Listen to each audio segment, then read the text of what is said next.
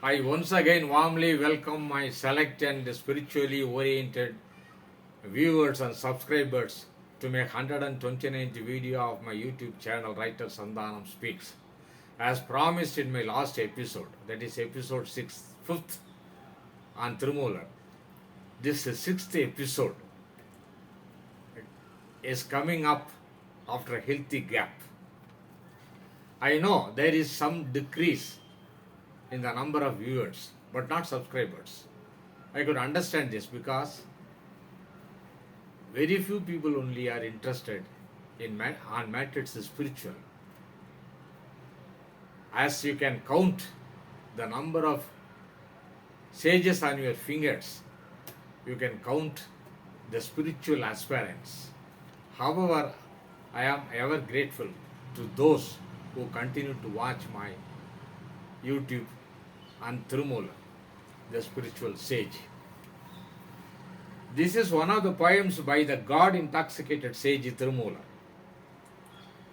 This poem talks of his state of Jivan Mukta, the liberated soul, while living. Quotation: some are born great, some achieve greatness, and some have greatness thrust upon them. Quotation ends. This is Shakespeare. This English poet talks of three categories of human beings who become great. The first category of people are born great like the royal princes. The second achieve greatness by their individual merit like Julius Caesar and Einstein. And the last category receive greatness by no effort of theirs but by luck like the lottery winners. To shift this analogy to the spiritual world, we could say some are born sages like Sukha, the son of Vyasa, the writer of the Indian epic Mahabharata. Some achieve sagehood like the Tamil poet Taimanavar, who was taught by an unknown teacher of silence in Tiruchirappalli, Tamil Nadu.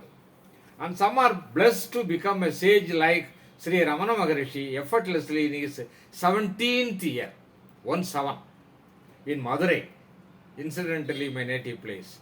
In the Western world too, there are parallels like Jesus, David and St. Paul and so on. But we are informed by the Indian sages that it is everybody's prarabdha karma, that is the individual destiny. THIRUMOOLAR fits himself in the last category and sings in exultation like this. I recite in Tamil and then translate it as usual. ஆறாலும் என்னை அமட்ட ஒன்னாதி நீ சீரான் பெருந்துரையான் என் சிந்தை புகுந்தனன் சீராடி அங்கே திரிவது அல்லால் இனி யார் பாடும் சாரா அறிவறிந்தேன் அன்றே. Translation: Hereafter I will be ordered about by none, as my thought has been penetrated by the pure one. Intoxicated I roam about in ecstatic bliss by that intelligence which depends not on the intellect of the humans. I repeat, hereafter I will be ordered about by none, as my thought has been penetrated by the pure one. Intoxicated I roam about in ecstatic bliss by that intelligence which depends not on the intellect of the humans. THIRUMOOLAR here makes the all-important difference between the human thought, that is intellect, and the all-pervasive intelligence. While intellect is divided knowledge with its whims and fancies, intelligence is all-embracing and all-knowing consciousness, synonym for God.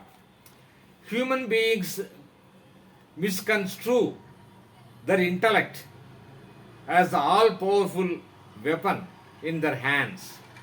True, man's scientific knowledge can invent marvelous things like electricity, trains, telephones, aeroplanes, and all the modern gadgets to make the day-to-day living more comfortable. We call it human progress. But how long?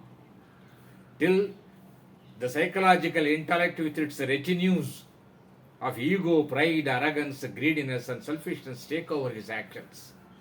Look at the world wars. Man's proud invention, like the aeroplane, invented to make the travel time shorter, became the monster instruments of dropping bombs over the so-called enemy land, leading to destruction of innocent human lives and properties. It is human intellect which is the cause of the ideologies, religion, which became the battleground. Right from domestic conflict to international wars, man's intellect is the root cause. It was a scientific invention called the nuclear bomb that destroyed two cities, Nagasaki and Hiroshima. Nations are piling nuclear arsenals in their backyard. It is feared once a nuclear bomb is produced, it almost becomes indestructible, like the Frankenstein monster. The hidden monster is all this destruction is human intellect. Hence, at one stage, the serious-minded man with his spirit of inquiry is on the lookout for some kind of a panacea, a cure for all, to wriggle himself out of this quagmire of suffering.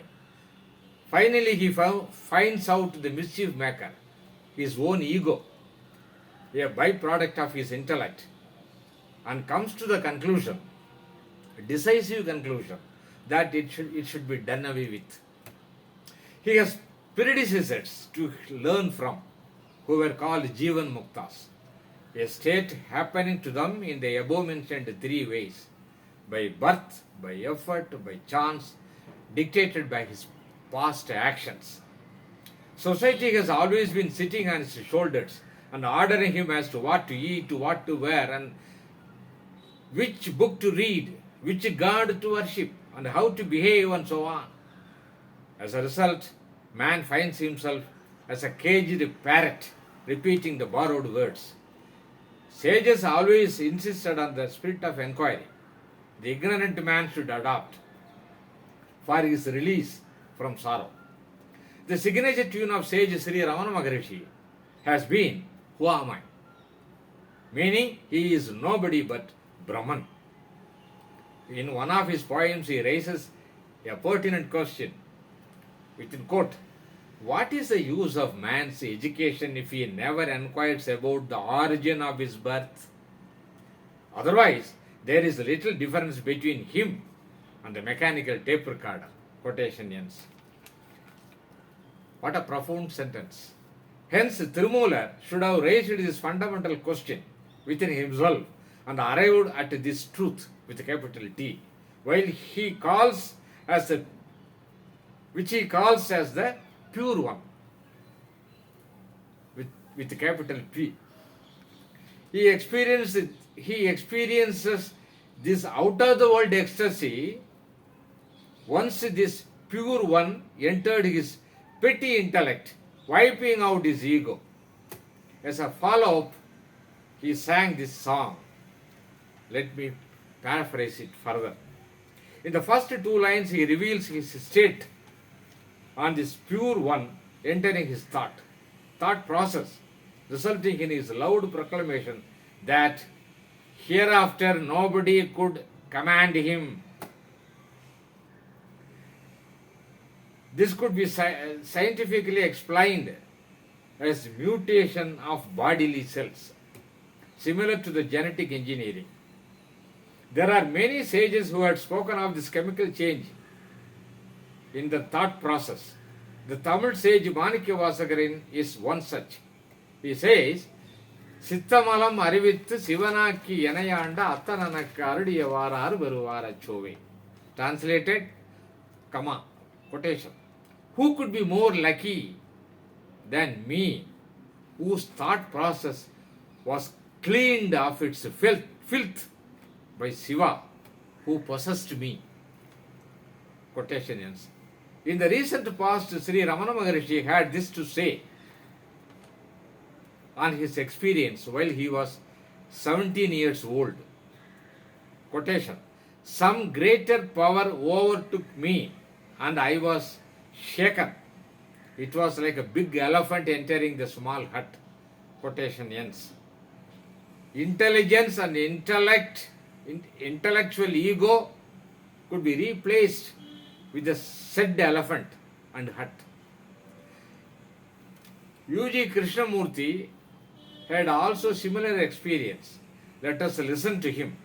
Within quote, after that experience, what man had thought, felt, and experienced has been thrown out of my system. Quotation ends. While queried by friends of whom I was the lucky one as to the authority behind his words, he burst out amidst laughter. I have my own authority, he said. He said with pride. Yes, this is exactly what THIRUMOOLAR says in his poem.